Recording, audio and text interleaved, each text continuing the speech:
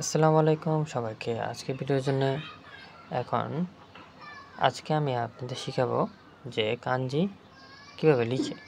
Last ক্লাসে দেখানো হয়েছে যে সংখ্যাগুলো কিভাবে লেখা হয় 1 থেকে 10 পর্যন্ত, সেগুলো আমি লিখিয়েছি। এখন কারো যদি স্লাইড আকার লাগে তো কিভাবে যে লিখতে হয় শুরু থেকে নিয়মটা সেটা আমি দেখিয়ে দেবো বললে। এখন আজকে ভিডিওতে যাই। আজকে কাঞ্জি 5টা বা 6টা আমি দেখাবো। তো শুরু করা যাক। শুরুতে হলো এটা হলো কুচি। কুচি মানে হলো মাউথ বা মুখ। এরপর হলো হি। হি এলো এইভাবে লিখে কাঞ্জিতে হি। হি মানে ডে। জাপানিতে একটা ওয়ার্ডের অনেকগুলো অর্থ থাকে। সামনে আর কাঞ্জি পাবা, যেমন হি মানে ফায়ার। তো আজকে এটা জানো যে হি মানে ডে, কথার প্রেক্ষিতে অর্থ চেঞ্জ হবে। তো আজকে এটা জানো যে দিনের ক্ষেত্রে যদি দিন বলতে হি, এবার এটা লিখে পরেরটা দেখি যে শিরোই। শিরোই মানে হোয়াইট বা সাদা। এরপরটা হলো, এরপর আমি কোনটা 100 বা 100 যে 100টা কীভাবে লিখে। সংখ্যা সামনে গিয়ে চেঞ্জ হয় পলার ইয়েটা। 100কে বলে হ্যাকু, যেমন আমরা 10কে বলি জু, 20কে বলি নিজু, 30কে বলি সানজু, কিন্তু 100কে বলি হ্যাকু।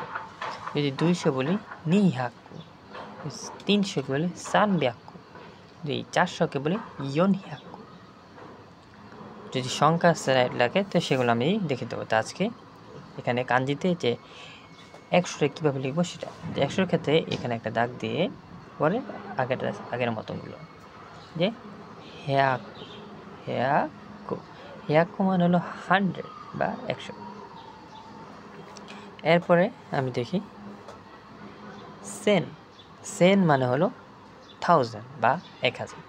1000 লিখে এভাবে একটা দাগ দিয়ে এভাবে, এটা মানে হলো সেন, যা 1000। তুমি কাটাকানা শেখার সময় এটা দেখছিলা যে এইভাবে একটা দাগ দিয়ে এটা মানে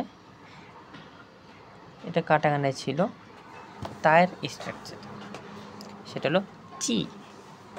তা চি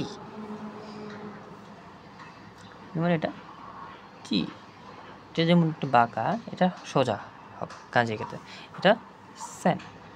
এরপরটা যদি দেখি মান হলো 10,000, সেটার কাজে লিখে এভাবে একটা দাগ দিয়ে এরপর এখানে দাগ দিব, এরপর এখানে,